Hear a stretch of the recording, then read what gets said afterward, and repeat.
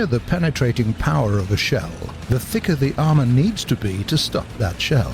The thicker the armor, the higher the penetrating power of that shell needs to be to go through it, and on it goes. But not forever. As early as the 1960s, when the world saw the first shells capable of penetrating 400 millimeters of steel armor, tank manufacturers were forced to adapt, to find new ways to protect their vehicles. One of the solutions came in the form of composite armor. Basically, a type of vehicle armor consisting of layers of different material. It was just as sturdy as conventional armor, but much, much lighter. Here's an example.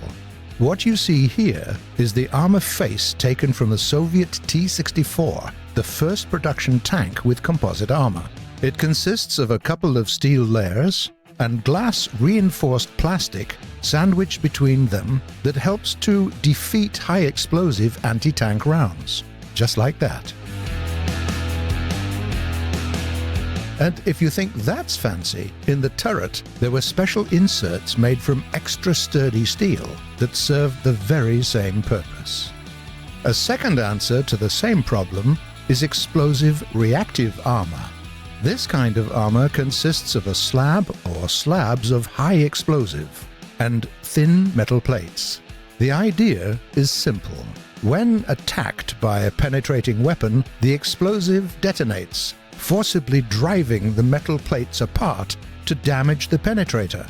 As a result, the shape-charged jet is disrupted. It has to cut through more material to get to the target, and much, if not all, of its penetrating power is lost.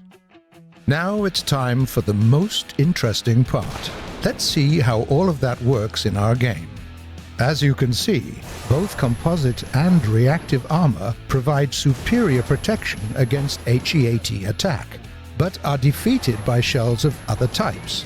That's why it's a good idea to know how well every type of ammunition at your disposal works against different types of enemy armor, and carry a few different rounds at all times.